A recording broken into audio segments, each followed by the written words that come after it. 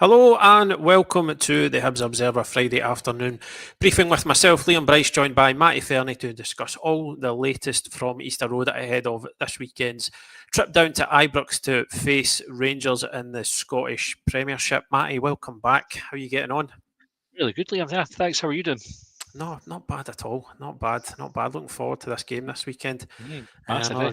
Another big game and another good opportunity for Hibs. But we'll get to that in due course. Just before we get started, folks, as always, a word for our sponsor, S1 Jobs. There are thousands of job opportunities across Scotland, based in Glasgow in 2001, S1 Jobs has been the heart of Scottish recruitment for over 20 years. As Scotland's go-to job site, they continue to help job seekers every stage of their career journey. So if it's time to hand in your transfer request, head over to S1 Jobs today to start your search. So let's get in amongst it. I mean, a fairly quiet week, I think, for Hibs in general, but there's been plenty of kind of talking points out with that. I think the kind of really only place to start is a sort of big story in Scottish football at large this week, which obviously affects Hibs.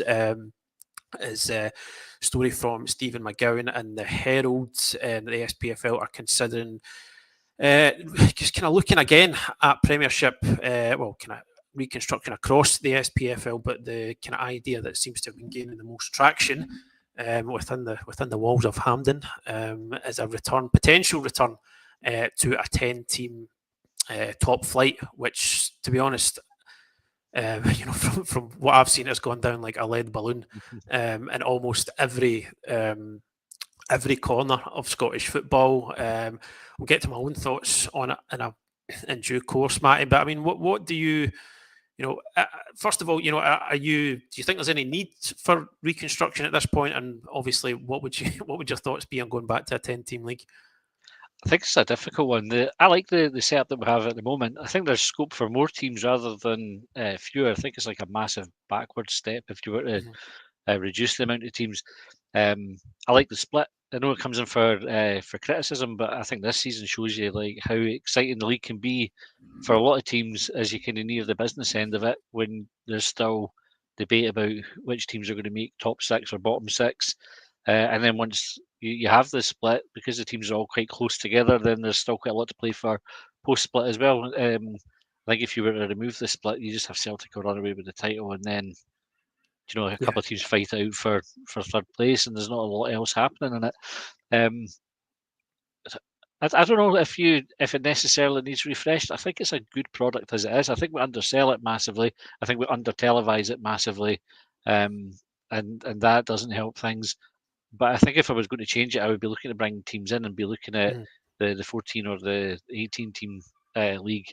I suppose the benefit there is you potentially open the door for more youth development and clubs being able to play players that maybe don't get an opportunity to play at the moment. Yeah, absolutely. I completely agree. I don't mind the current setup. I think it's I think by and large it does work. I agree with you that I think the split does have its issues, but I think overall I think it's a net positive. I know you can. I think Hibs maybe experienced it a wee bit last season where they ended up in the bottom six, and then I think it's once they got 3 points on the board post split, that was the already kind of minor threat of getting dragged into the relegation battle was sort of extinguished, and then last season just kind of petered out with a few dead rubbers. I think there's that element to it. It's not perfect, but I think for the reasons that you've laid out there, it does contribute. I think this season actually has been a pretty good advert for it, to be honest. With how close it is for teams trying to get into the split, who would then maybe not into the split, but get into the top six. Who would then get there and still be in with a fighting chance of trying to compete for the European places. There's down the bottom. There's been quite a few teams dragged into that scrap. So I think definitely. I think if you're looking at changing things, I think bringing more teams in is the way to go. And it's obviously that seems to be the opinion of everybody. It's not particularly hot take from myself there, but I think already, if you're going to pick an issue with the 12-team league, is that sometimes it does get a bit repetitive in terms of the fixtures. So then to drop that down to 10 and get rid of the split as well, I think you're you're really accentuating that issue, which I think that is the main issue with the current setup as it's inevitable when you're only 12 teams, potentially playing those teams 4 times a season, depending on who gets into top and bottom 6, and then to then guarantee those 4 games a season. I think you're the correct phrase that you've used there is definitely would feel like a backward step. I mean, in any case, it doesn't look as if it's going to get off the ground.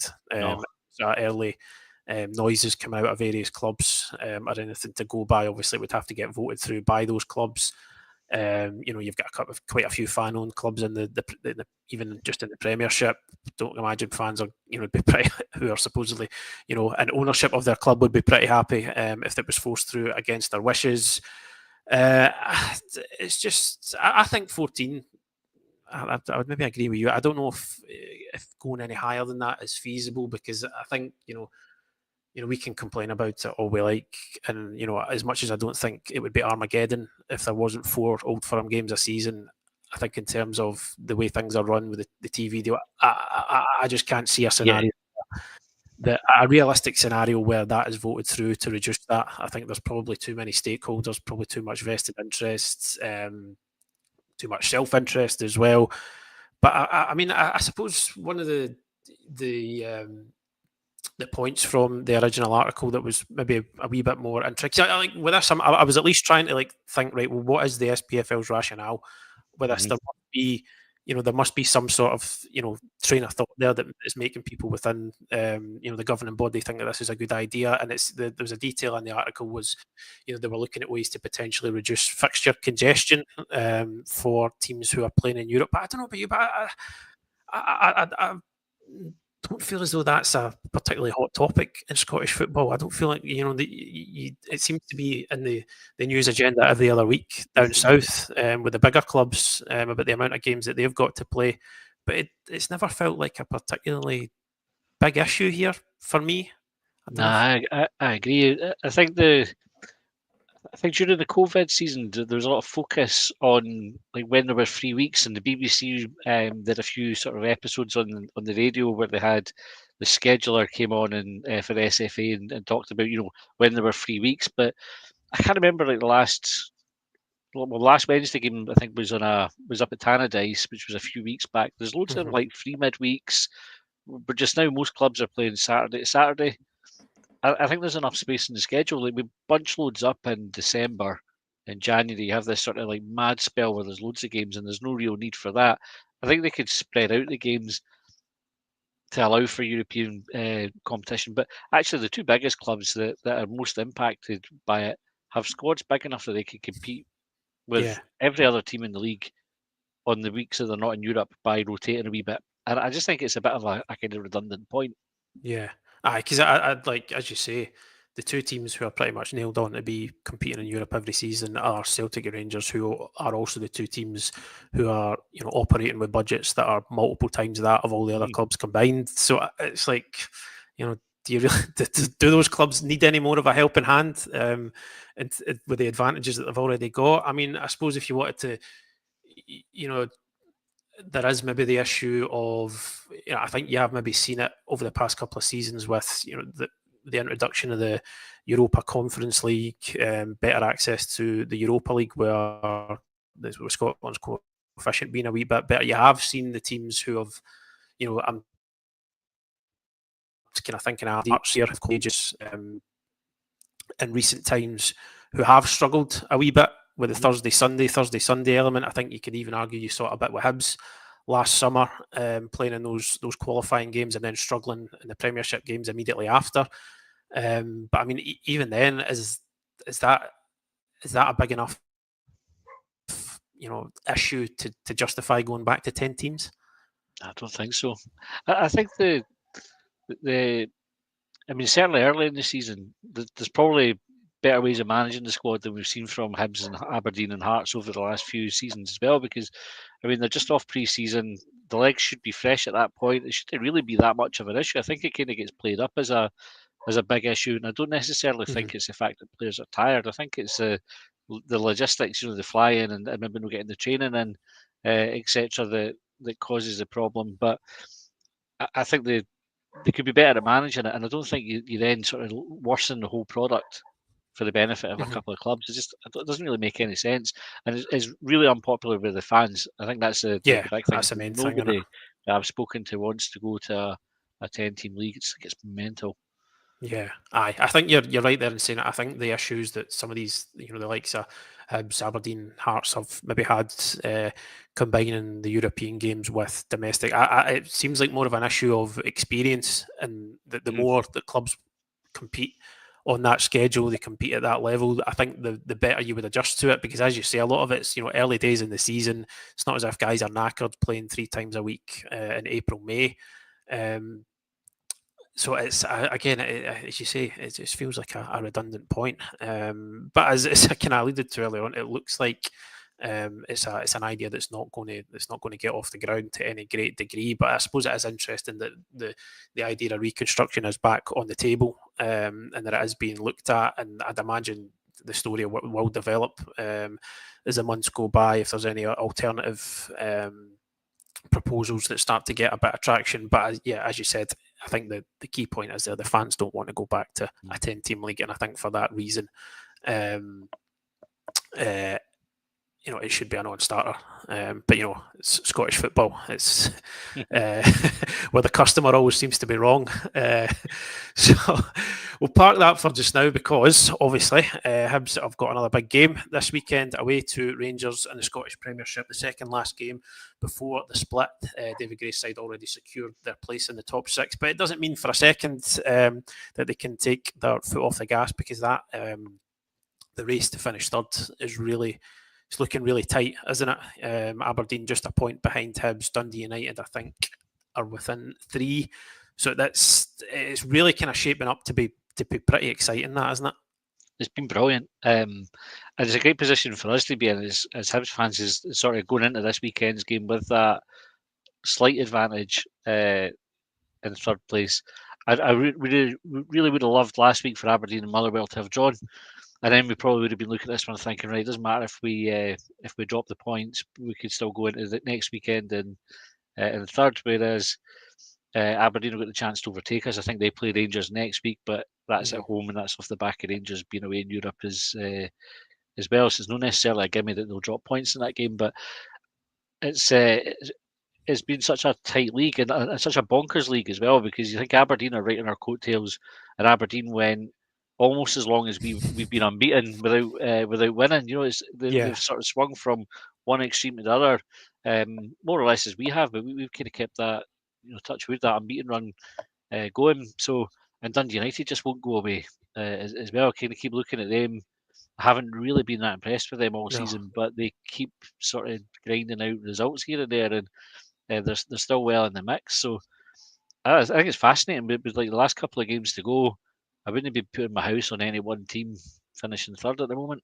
No, obviously Hibs have got the momentum, but it feels just too early to think, or really kind of talk in concrete terms about finishing third, because there's still an awful lot of football to be played. But it's a good opportunity to go up against a Rangers side who have been pretty erratic. It's obvious that they ship goals. They will concede goals, but they do seem to have a wee bit more kind of it's one of these kind of intangible things, but a bit more resilience. I was going to say character there, but I mean it's like I don't know. They do seem a bit more resilient under this interim management team, whereas I think in games under Philippe Clement towards the end, they were they were not quite imploding, but you think if they'd went 2-0 down at not Tannadice, Dens Park, for example, you wouldn't have quite seen any way back from there. They do seem to be at least kind of fighting for a bit of pride, at least. But I think with kind of the things I've mentioned there, the fact that they do ship goals, they are still clearly a wee bit fragile. It's Hibs will be going down there with a real kind of belief that they can come away with something. I think the big thing for me is that we've got the experience of having a big week fairly recently, where we had Hearts and Dundee United and Celtic, and in sort of quick succession, and we took 9 points out of 9 for that one. And when we look at this last one, so St Johnstone last week, Rangers this week, and Dundee next week, when we were first talking about it, you sort of go, well, we take the 6 points of your home games, and then you're probably writing off the visit to Ibrox. But I don't think that's the case. I don't think anybody at Hibs, whether that's the support or the managers or the players, will be going there thinking it doesn't really matter what happens today. I think we're going with a real confidence and belief that we can take something for the game. We were really unlucky against them the last time we were at Ibrox, where Miko misses the penalty, and I thought we played really well that day and probably should have taken at least a point from it. And then we had the 3-3 at Easter Road recently to kind of look back at as well. I think if Hibs turn up and Rangers aren't at their best, I think 3 points are definitely there for the taking. Yeah, I wouldn't disagree with that at all. And it's also, we wrote a wee bit about this on the site this morning, that if Hibs do go and take 3 points from Rangers, it'll be the first time since 27-18, the 27-18 season, that a Hibs manager has managed victories over Celtic, Rangers, Hearts, Aberdeen, all in the same season. Last time it was Neil Lennon. So it's an opportunity to, it would be another feather in the cap for David Gray. I think he's already I don't think he needs as such to show that he's able to manage these big games. But I think the point I was kind of making, like that, that beating those teams doesn't necessarily, mean that you're going to have a good season, because the last time it happened before Neil Lennon did it was in 2007, 2008. Where it was kind of over two managers. It was John Collins and then Mixie Patalane, and I think Hibs still finished down in 6th that season. So it's not the kind of be all and end all that you're going to have a brilliant end to your season if you beat all those teams at one point or another. But I think it's the contrast, I think, from last season, where what I think for a long time really did for Nick Montgomery was just not being able to get a kind of statement result on the board. Whereas now with David Gray, already in his first season as a manager, you're kind of taking confidence that he knows how to manage these games, that he knows that he can find ways to win them. I think it reminds me, his Hibs team reminds me a lot of Jack Ross's Hibs team, but the accusation that was always thrown at Jack Ross is that he couldn't win these big games, and Gray has been doing it, and he's a bit of a record breaker. I think he sort of likes to create these wee narratives with the team and use them as a bit of motivation for going game to game. I mean, he's just got manager of the month as well. I don't know if you saw that just before we came on. Hibs had mentioned that. I think he's the first. I think this is his third one this season. I think the first Hibs manager since Mowbray to do that in one season, which kind of reflects the job that he's doing. But definitely the statement wins are huge, because we seem to be much better at winning the games that we should be winning. We saw last week was one of these games that was a potential banana skin that Hibs teams in the past have, had a big home crowd, like a must-win game, and it's against a team that you think you should be beating, and we've come a cropper in it, and we absolutely just cruised that game. It was so comfortable. So it's like the mentality is there for the team, and when you add in the big games like Hearts and Aberdeen, the Celtic and Rangers, if you can get good results in those ones, you're much more likely to have the good season. And even if you don't necessarily get third, it feels like a good season, because these are the moments that matter for the fans. Last week was good, but a comfortable 3-0 win over St Johnstone isn't the same as a 2-1 win in the Derby or a victory at Ibrox, for example. Yeah, absolutely. It's been able to combine the two, really, isn't it? That is the key. Because I think me and Patrick have talked on here quite a lot about kind of Hibs' tendency down the years is getting a good result, a strong result, maybe against a Hearts, Celtic, Rangers, and then not being able to back that up with what you would consider to be like a kind of routine home game the next week. So it's.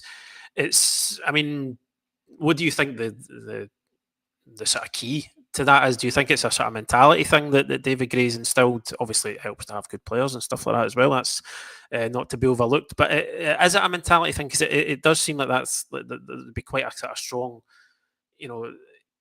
psychological element to that. You've seen it. It's not just exclusive to Hibs, but teams who go and get big results in huge games, and then the old cliche word is having a bit of a hangover in the next game. So then being able to to back up good results with another good result it kind of points to I think to a sort of a shift in mentality.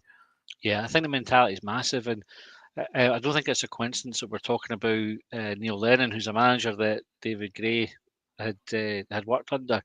Gray was brilliant. Lennon was brilliant for the big games. Like he knew how to get his team up for them, and he was like a proper mentality monster. If you like, he would drive that need to win the next game.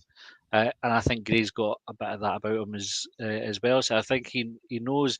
I go back to what I was saying about using like the different tools at his disposal and having a narrative for each game. I think Gray's really good at sort of setting the team up to say, right, the next game's important. Here's why it's important. And this is what we want to achieve on the back of it. So whether it was like if you go back to the last Aberdeen game where um, Gray was talking about the 3-3 draw and how that turned both teams' seasons, and he didn't want it to be the reversal of that. That was the story he had with the team. Is let's make sure we're on the right side of this result and we don't get Aberdeen off on a run where they're winning all the time and we start losing all the time.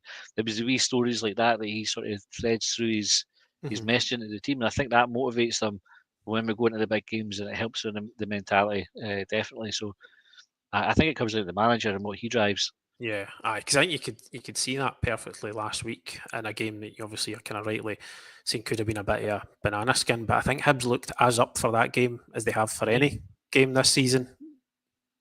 Yeah, I mean they came flying out the chaps, and your Miko set the tone right in the first sort of few moments of the game as he's closing down the goalkeeper, and I think you just there's like a standard. We talk about it on the podcast about the players getting the shorts dirty and how that wasn't happening at the start of the season, but this season every player comes off looking like they've run the race. You know, they all look burst and that they've given everything in the game, and I think what we've seen, and this comes back to again the focus on getting the right characters in at the start of the season, like Malcolm Mackay talked about it, David Gray talked about it, and there was like a lot of question marks about the recruitment that we did in the summer.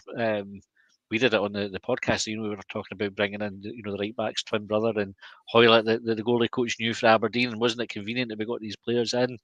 But they've all played like a really significant part, and that character that they focused on bringing in, I think everybody's sort of said, well, after the Dundee game, we're not going to tolerate those standards again. Everybody has to up their game, and they all hold each other to account by the look of it. You see it on the pitch; players will shout at each other if it's not quite right, but just as quickly they'll give somebody a high five if they win a tackle.